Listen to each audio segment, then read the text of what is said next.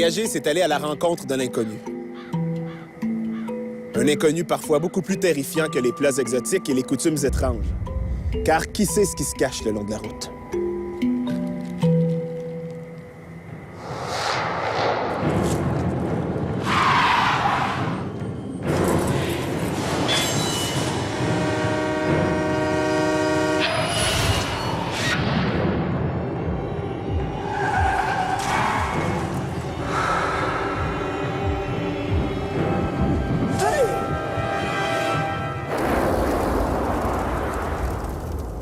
Le voyage, c'est la route, la voiture et parfois des accidents tragiques.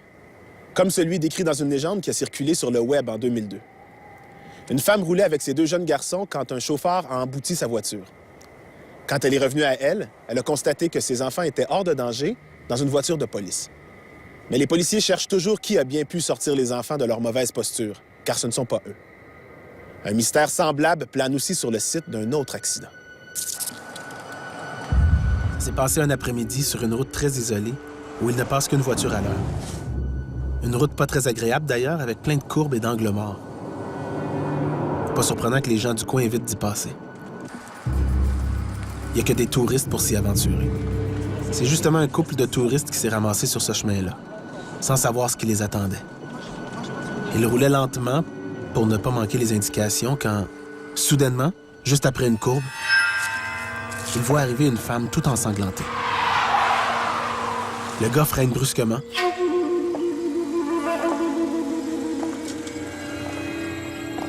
Il sort pour aider la femme blessée pour voir ce qui s'est passé. Elle semble sous le choc, incapable de parler. Tu as vu un accident, c'est ça? Elle parvient à pointer en direction d'une voiture accidentée en bordure de la route. Il dit à sa femme de rester avec la blessée pendant qu'il se rend voir s'il y a d'autres victimes.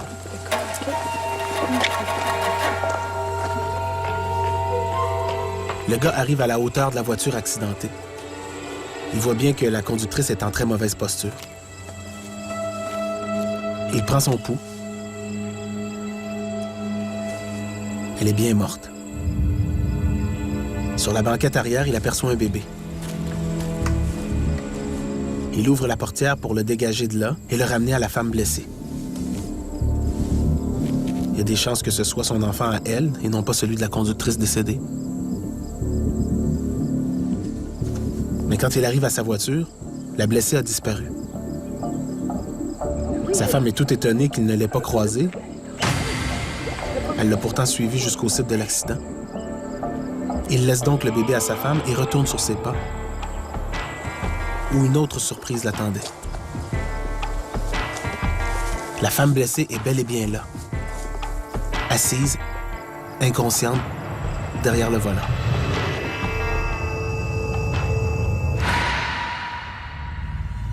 Il finit par comprendre qu'il n'y a toujours eu qu'une seule femme. La femme aux vêtements ensanglantés croisée sur la route est en fait la conductrice morte, qui s'est assurée, avant de le quitter pour toujours, que des secours viendraient pour son enfant.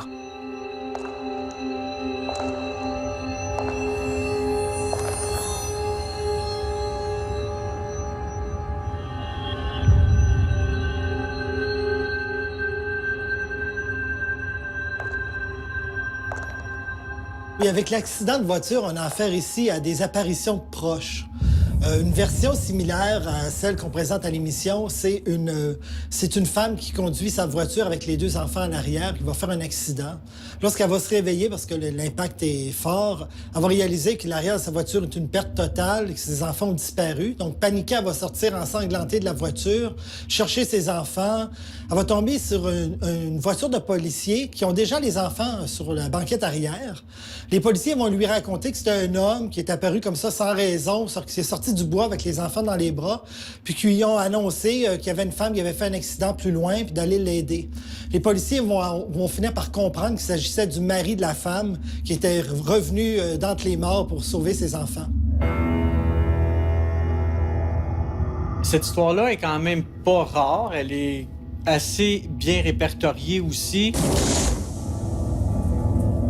Je me rappellerai d'une ambulancière qui disait qu'il faisait une intervention de réanimation sur place. Donc, pendant qu'il était en train de faire les manœuvres, il sentait très bien une personne derrière son épaule et sans nécessairement connaître la personne à laquelle il est en train de réanimer, savait très bien que c'était son âme qui était derrière son épaule. Elle se sentait vraiment comme touchée, appuyée.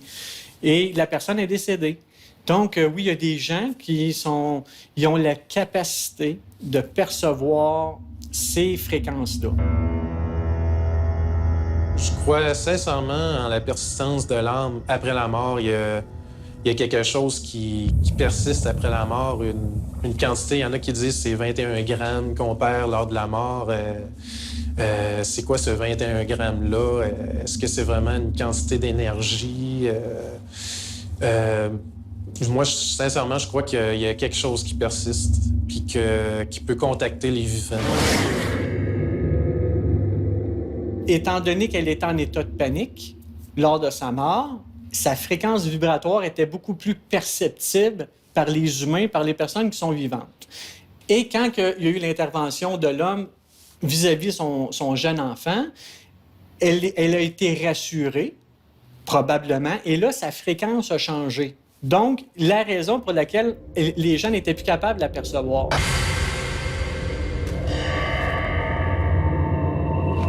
Je connais une variante aussi à cette légende-là, qui est un médecin. Il est tranquille chez eux le soir, et tout d'un coup, toc, toc, toc, à la porte, des coups nerveux. Il va répondre. C'est une petite fille, environ 9 ans. « Ah, monsieur, venez, s'il vous plaît. Ma mère est malade, puis elle va mourir si vous venez pas. » « Oh, désolé, petite fille, mais tu sais, moi, je fais jamais de visite à domicile. »« Non, mais s'il vous plaît, monsieur, s'il vous plaît, ayez du cœur. Elle va mourir, là, je vous l'ai dit. » Bon, OK. Le médecin suit la petite fille jusque chez elle et, bon, rencontre la mère, la soigne et il dit à la mère heureusement que votre fille est venue cogner chez moi, là. Ma fille est morte il y a quelques années. » Et elle lui montre une photo. Et le médecin reconnaît la petite fille qui est venue cogner à sa porte. Les proches aussi vont apparaître durant des moments qu'on appelle les apparitions de crise, donc des apparitions causées par des suicides, des meurtres ou des accidents violents. Les cas les plus connus ou les plus rapportés sont par exemple des soldats qui sont en train de se battre à l'étranger, qui vont apparaître dans leur famille pour annoncer qu'ils sont en train de mourir. Au 17, 18, 19e siècle, on parlait de capitaine de bateau. Au moment où le bateau sombrait, le capitaine n'était pas encore mort, mais on pouvait voir son double dans sa famille en train d'annoncer qu'il allait mourir. Un autre moyen de transport utilisé par les voyageurs, c'est bien sûr l'avion. Et comme on prend jamais place à bord d'un avion sans au moins une toute petite arrière-pensée, les légendes qui se passent dans le ciel abondent. Comme celle-ci que nous a fait parvenir Audrey Hurens de Québec. Un soir d'orage, malgré les recommandations de son entourage, un pilote d'avion insistait pour rentrer à Québec. Arrivé au-dessus du lac Simon, il a perdu le contrôle de son appareil qui a sombré dans le lac. En 2007, on a retrouvé l'avion et on l'a extrait des eaux, avec à son bord le squelette du pilote. Pourtant, les gens de la région racontent qu'ils aperçoivent encore, les soirs d'orage, la carcasse de l'avion et le squelette du pilote au fond du lac. Je suis persuadé que dans 50 ans d'ici, on va encore raconter qu'il y a des fantômes au-dessus du lac Simon. C'est d'ailleurs ce qui est arrivé au-dessus du lac Michigan, où on raconte qu'il y a des avions fantômes. Ce qu'il faut comprendre, c'est qu'à l'origine, le lac Michigan servait de base d'essai pour faire des exercices militaires, pour faire apprendre aux pilotes à atterrir sur des porte-avions. Donc, il y a eu plusieurs accidents, dont des accidents mortels. On a oublié ce fait historique, mais on est resté avec l'idée qu'au-dessus du lac Michigan, on peut voir des fantômes d'avions.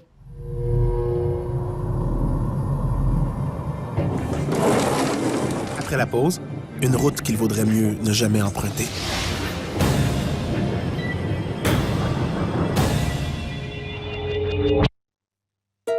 Pas besoin d'un accident, d'une mort mystérieuse ou d'un sauvetage miraculeux pour partir une bonne légende urbaine. Parfois, il suffit de croiser une voiture fantôme, comme ce que racontent plusieurs voyageurs qui arpentent le Midwest américain. Ils affirment avoir aperçu dans leur rétroviseur une voiture noire, sortie de nulle part, qui les rattrapait en un rien de temps, les forçant à accélérer et parfois même à déraper. De nombreux conducteurs se tassaient sur le bord de la route pour la laisser passer, Mais la voiture disparaissait soudainement. Hallucination du désert ou présence maléfique? En tout cas, dans ce coin perdu de l'Utah, on croit que le diable se promène en voiture noire et qu'il vaut mieux ne pas le croiser. Ici, on a une légende qui date de 1930, qui est associée à la route 666. Donc, on raconte que c'est le diable carrément qui se promène en voiture dans une vieille rooster noire à l'intérieur rouge, avec les flammes crachées par le pot d'échappement. Donc, souvent, on parle d'un homme en habit, mais le plus souvent, on raconte que la voiture est sans conducteur, puis que son fun, c'est d'écraser les gens qui longent la voie. Ou il y a encore aussi les coyotes. Ça, c'est en territoire Navajo. On parle de coyotes ou d'une meute de coyotes qui se jettent devant votre véhicule pour vous faire prendre le décor. Si vous êtes assez intelligent pour vous dire je vais peut-être quitter la route 666 et m'enfoncer dans le désert, mais vous n'êtes pas sorti encore de vos problèmes parce qu'il y a les chiens de l'enfer. Donc, depuis les années 70, on raconte qu'il y a des chiens en feu qui s'attaquent aux gens qui osent camper le long de la voie 666 dans le désert. On raconte, par exemple, que des moteurs ou des restes de moteurs, plutôt, ont été retrouvés dans le désert, donc déchiquetés et consumés en combustion. Donc, on devait plutôt avoir affaire à un règlement de compte entre motards, mais des gens qui ont raconté que c'était les chiens de l'enfer. Les sceptiques diront que tous ces conducteurs qui ont aperçu une voiture fantôme, c'est le fruit du hasard. Pourtant, le hasard n'a rien à voir avec ce qui est arrivé à ces deux amis partis pour le road trip de leur vie.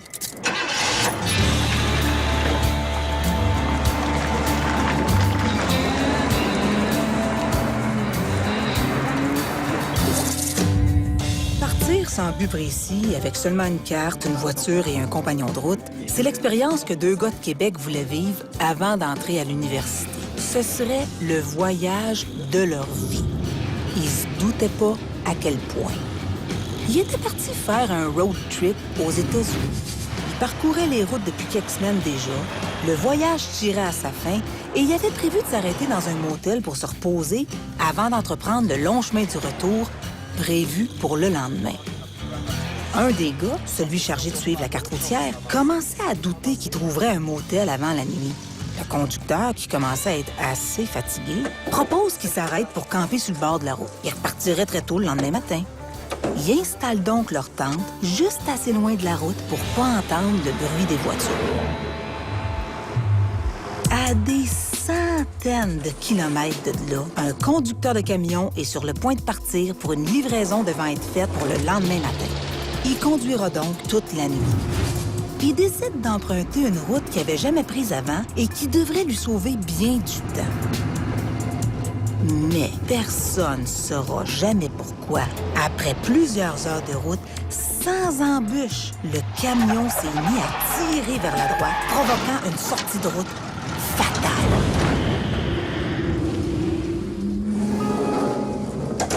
Au début, on pensera que la fatigue ou la vitesse sont en cause, mais le camionneur était tout à fait en état de conduire. L'inspection mécanique prouvera que la direction du camion s'est subitement brisée, expliquant pourquoi le camionneur a perdu le contrôle et n'a pas pu éviter une tente plantée en bordure de la route. Lors de l'enquête, le mécano de la compagnie de transport affirmera pourtant que tout était en règle la veille de l'accident. Cet événement se serait déroulé en 2002 sur la route 491. Mais cette route n'a pas toujours porté ce numéro. Elle est surtout connue sous son ancienne appellation qui attire encore des adeptes de rituels sataniques.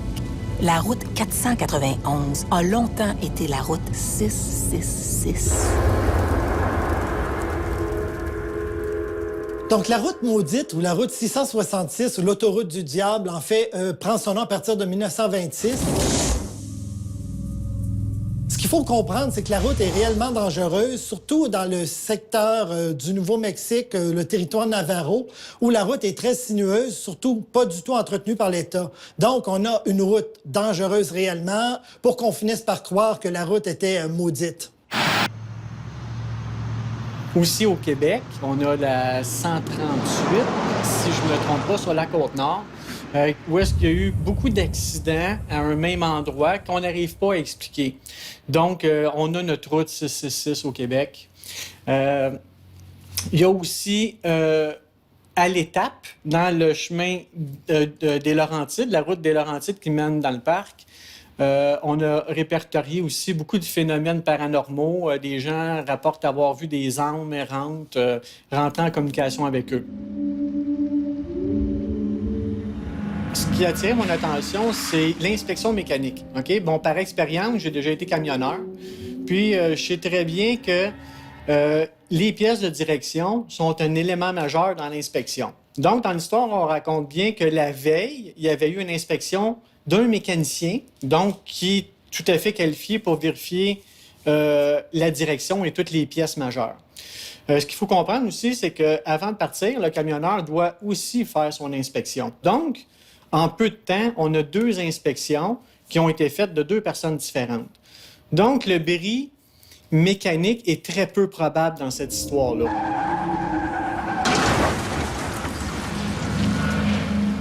Cette route-là est associée à des rites sataniques. Plusieurs personnes versaient du sang animal pour ouvrir un vortex d'énergie négative, pour attirer ces mauvaises entités-là et par-delà même attirer le malheur sur cette route-là, les décès accidentels, etc. Est-ce qu'à ce moment-là, le décès des gens à l'endroit exact du vortex a servi d'offrande? Mon côté sceptique me dit que c'est difficile à croire. Si cette route-là avait jamais eu le numéro 666, est-ce qu'on aurait eu la même connotation négative? Est-ce que si la route avait tout le temps été la 271, est-ce qu'on aurait associé quelque chose de maléfique? Est-ce que les partisans de la numérologie auraient trouvé une signification quelconque à ce chiffre-là?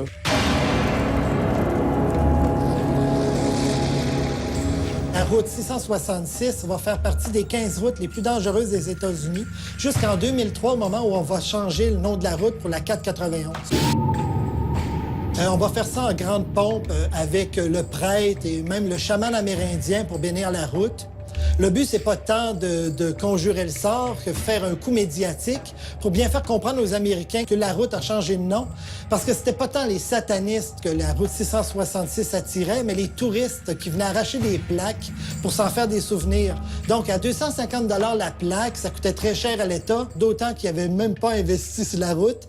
Donc, le mieux était de remplacer le nom 666 par 491, ce qui n'a pas plu aux gens de l'endroit, étant donné que c'était un attrait touristique qui attirait des gens. Et au moment où c'est devenu la 491, il y a eu beaucoup moins de monde sur la route. Cette légende-là aussi me fait penser à plein de cas.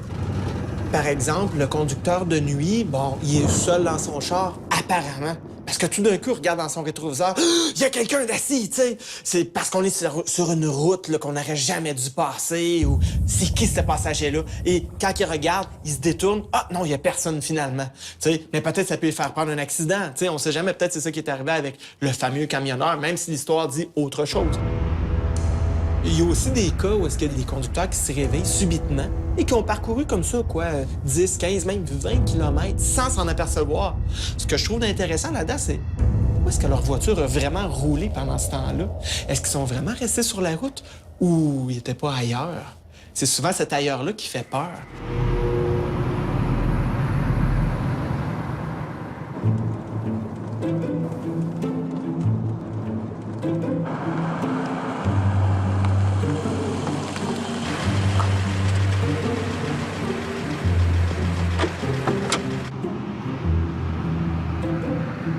T'as-tu déjà entendu parler de ça, les gens qui s'enflamment spontanément en faisant le plein? Ils prennent en feu d'un coup, puis on retrouve rien d'eux autres à part un tas de cendres. Les scientifiques disent que ce serait l'énergie statique qui provoquerait le feu. La personne se frotte sur le dessus de son siège, elle sort de son véhicule pleine de statique, puis le contact avec les émanations de gaz suffit à l'enflammer.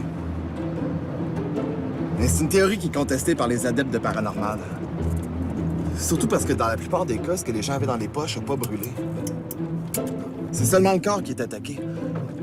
Comme si c'est lui qui était visé. Il y a aussi que la plupart des victimes de combustion instantanée sont des femmes, avec un penchant pour l'alcool. Ce serait donc un genre de châtiment divin. Puis ça tient la route. L'alcool, c'est inflammable.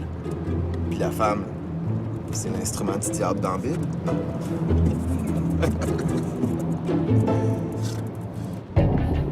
Au retour, un train pas si fantôme que ça.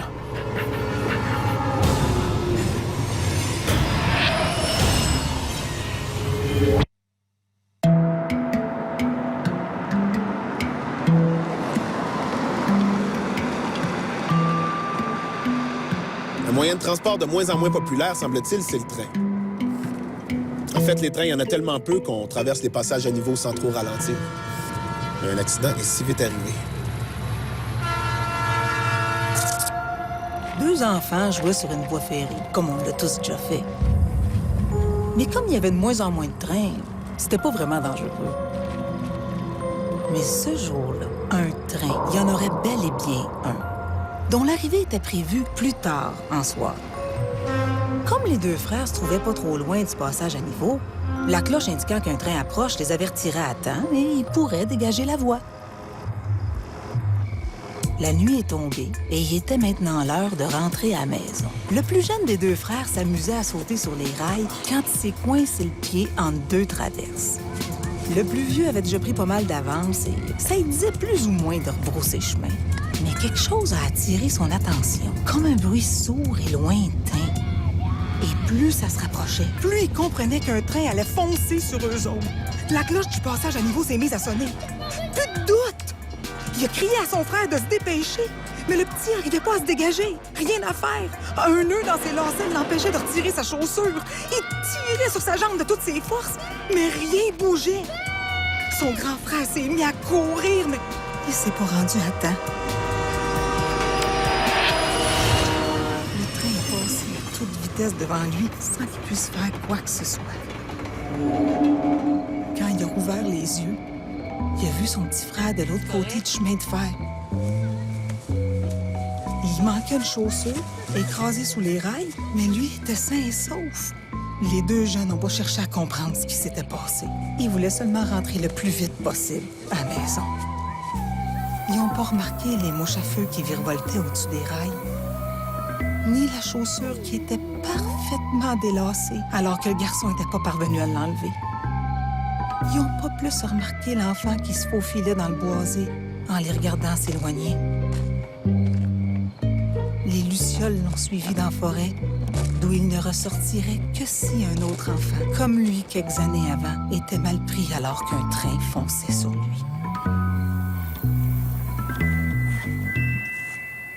Une des histoires classiques entre un fantôme et train est celle de la reine Victoria.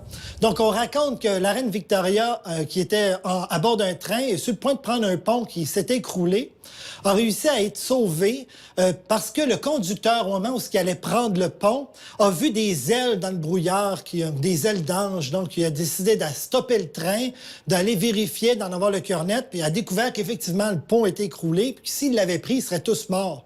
Il va découvrir aussi plus tard que les ailes en question qu'il avait vues dans le brouillard, c'était un papillon de nuit qui frappait dans la lanterne du train.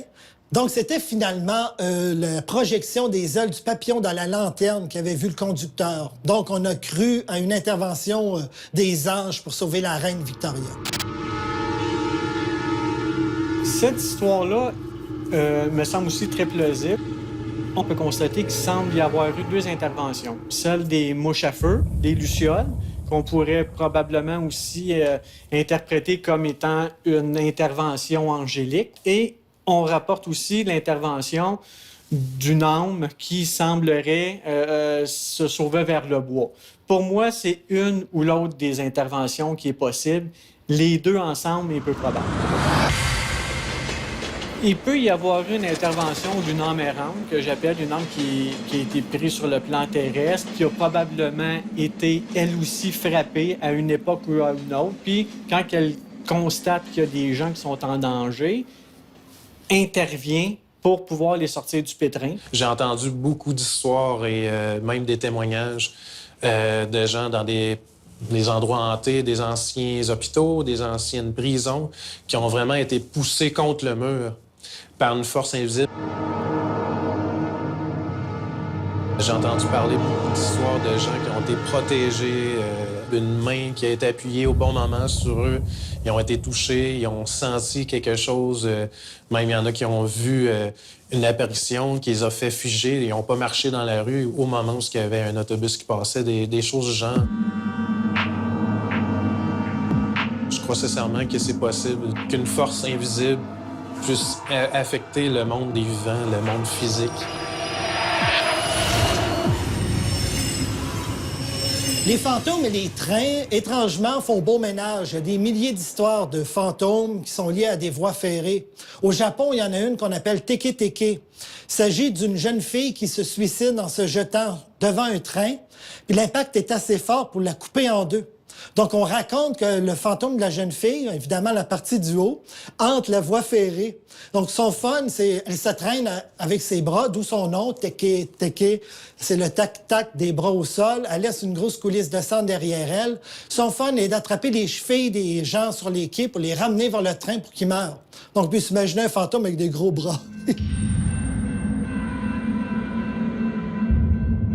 Moi, cette légende-là me fait penser à un livre que j'avais lu quand j'étais adolescent et que j'avais adoré au point où est-ce que je m'en souviens encore des années plus tard. Ça s'appelle Train fantôme d'un auteur anglais qui s'appelle Stephen Laws. Et ce qui est intéressant dans son roman, Train fantôme, c'est que c'est un homme qui, depuis sa jeunesse, à toutes les nuits, se rend tel un somnambule à la gare près de chez lui. Mais il sait pas pourquoi. Il n'y a aucun train qui passe là, précisément à cette heure-là. Là. Mais il se rend là. Et quand le livre commence, on se dit, bon, ben, éventuellement, il va monter, il va sûrement avoir un train. Et effectivement, le train finit par arriver au fil des chapitres et c'est un train fantôme. Donc, je raconte pas la suite, bien entendu, pour tous ceux qui voudraient, qui sont curieux et qui voudraient le lire. Mais ça me fait penser à ça. J'adore l'imaginaire des rails qui vont au loin. On sait pas qu'est-ce qu'il y a au bout.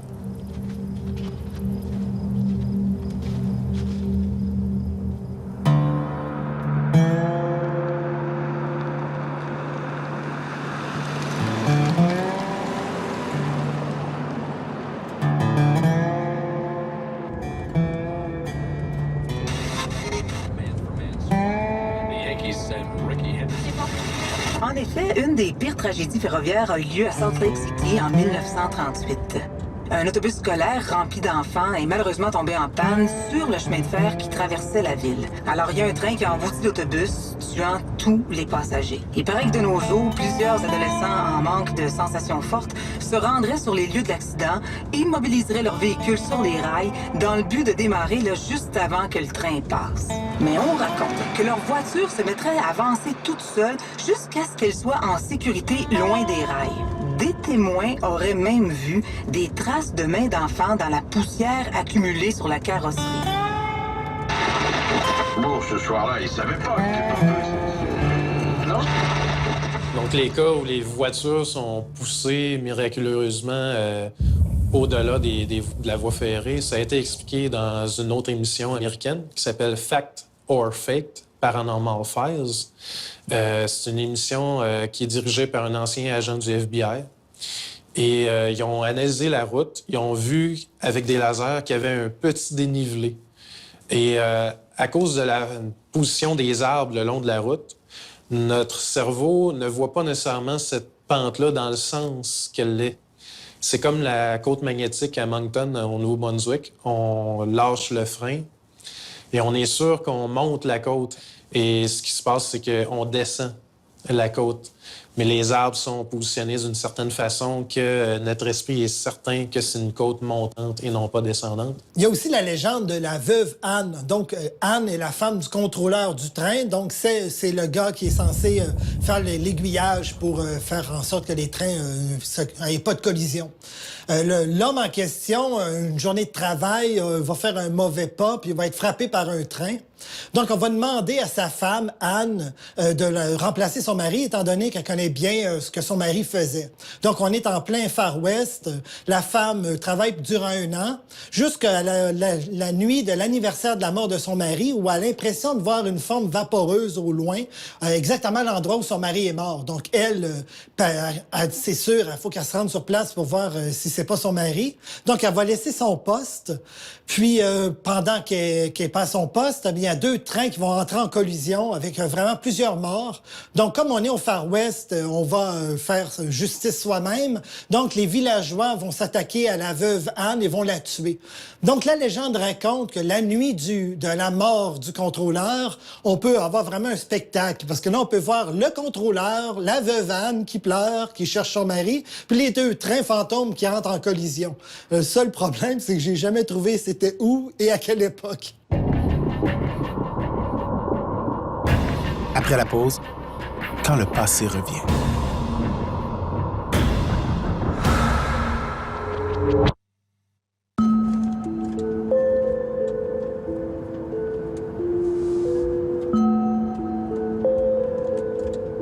Tu sais, on dit souvent que les gens qui meurent violemment, c'est comme s'ils restent pris entre 2 mondes, ils refusent de partir, tu sais. Ben ça, c'est arrivé à des membres d'équipage de... C'était le vol 401 de... Je me souviens plus de quelle compagnie aérienne, mais c'est un vol qui a crashé dans un marécage en Floride en décembre 72. Ça a fait 101 morts. Après l'accident, là, il y a eu au moins 20 cas d'employés de cette compagnie aérienne-là qui ont déclaré avoir vu des entités, des fantômes dans la cabine de pilotage, tu sais. La description qu'ils en faisaient, ça correspondait exactement aux membres d'équipage du vol 401, le vol qui avait crashé. La compagnie a ouvert une enquête pour s'apercevoir que les pièces qui n'avaient pas été endommagées lors du crash avaient été récupérées et qui étaient utilisées dans la construction de nouveaux avions. Fait qu'ils ont tout simplement retiré ces avions-là de la circulation. Les apparitions ont complètement arrêté. C'est fou, hein?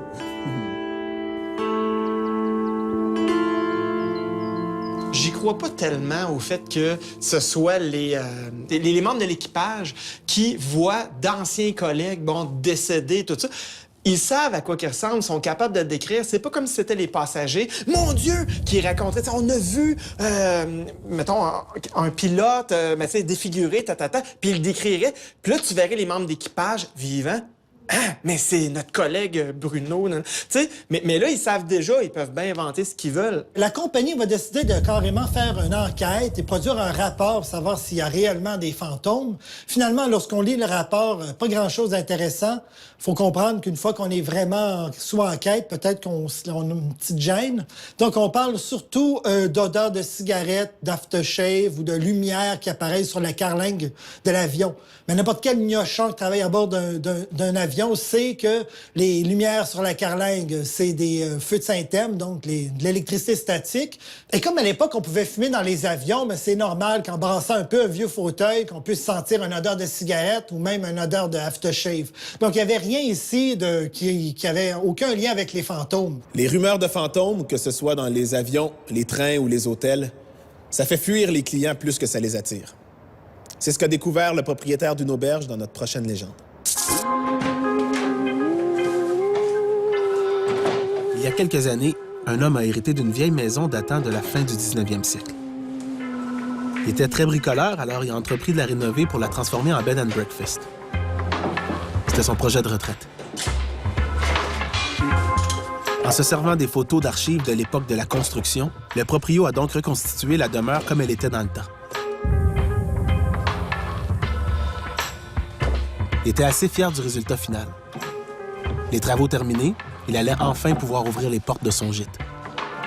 C'est alors que des manifestations étranges ont commencé.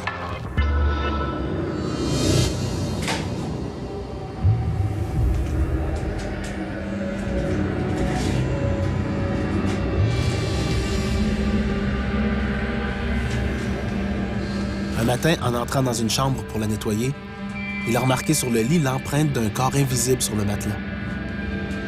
Comme si quelqu'un était couché juste là devant lui. En s'approchant, il a vu des traces de sang au sol. Il les avait pas remarquées avant. Et comme il n'y avait jamais eu de client dans cette chambre-là, il a commencé à trouver ça étrange.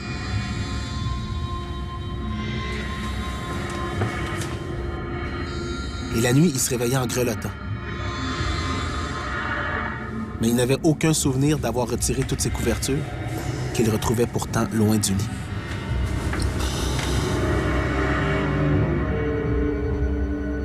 Mais c'est quand il a vu une lumière étrange provenant du salon qu'il a réellement eu la frousse. Surtout qu'une silhouette épeurante semblait en sortir.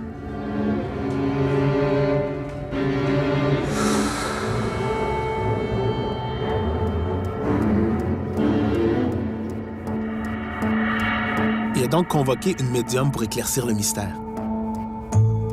Elle a installé un magnétophone dans la pièce, sachant que les entités se manifestaient à travers certaines fréquences.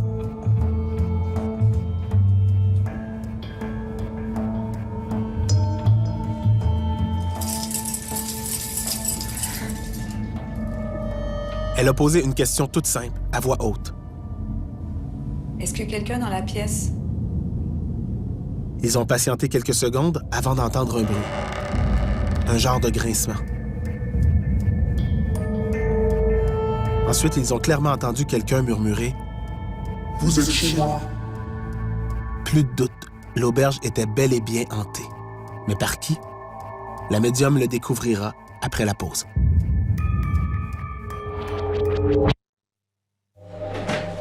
Avant la pause, une maison construite au 19e siècle a complètement été restaurée pour lui redonner son allure d'antan. Le proprio en avait fait un bed and breakfast.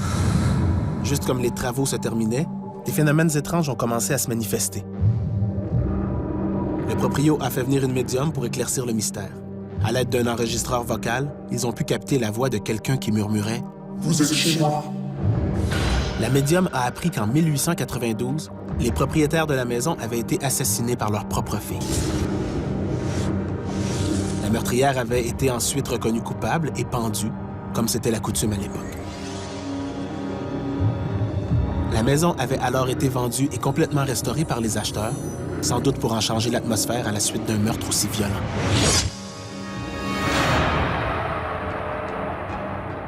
Mais les manifestations de hantise n'ont commencé qu'avec le propriétaire actuel.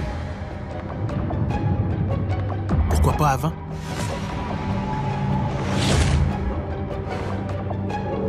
La spécialiste a finalement résolu l'énigme. Tant que la maison avait une décoration différente, le fantôme de la meurtrière ne se sentait pas menacé.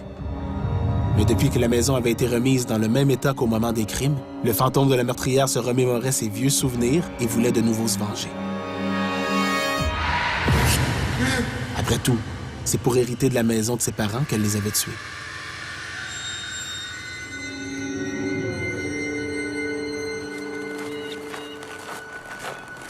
On dit que le proprio a refusé de défaire ses rénovations, ce qui aurait assuré le calme du fantôme.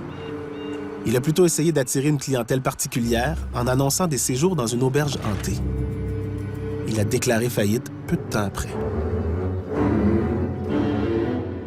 La légende urbaine Bienvenue à l'auberge ici s'inspire d'un fait réel, un double meurtre de Lizzie Borden qui s'est passé à Fall River, près de Boston, en 1892. Donc, la jeune fille va tuer carrément son père et sa mère à la hache dans le but d'hériter de la maison. D'ailleurs, la maison, lorsque Lizzie Borden va mourir, va être transformée en musée macabre. Donc, un musée où on va faire la reconstitution des meurtres.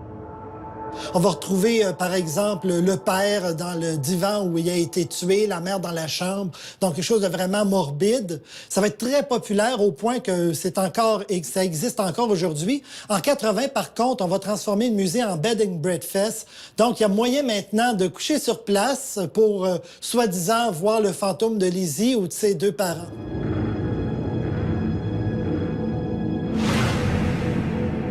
Lorsqu'on rénove un lieu, qu'on le fait ressembler à la maison d'autrefois ou l'auberge d'autrefois, ça fait une association. L'entité se sent mieux, se sent chez soi et veut protéger son chez-soi, veut plus que ça bouge, veut plus que ça change, qu'on change plus d'autres portes, qu'on change plus d'autres fenêtres. Et ça peut aller dans l'agressivité même parfois. Il va se passer des choses, les objets vont bouger, l'électricité va avoir des ratés. Et ça peut aller en s'accroissant. Il faut comprendre que quand on est pris sur le plan terrestre, on reste avec les mêmes émotions, les mêmes sentiments. Donc, si la personne, dans cette histoire-là, ce qui nous intéresse, elle avait beaucoup de rage ou de haine, elle conserve les mêmes émotions sur le plan terrestre. Donc, va avoir tendance, si on veut, à se manifester avec les mêmes émotions. Donc, oui, on peut dire qu'il y a des esprits vengeurs ou des esprits qui peuvent avoir des mauvaises intentions.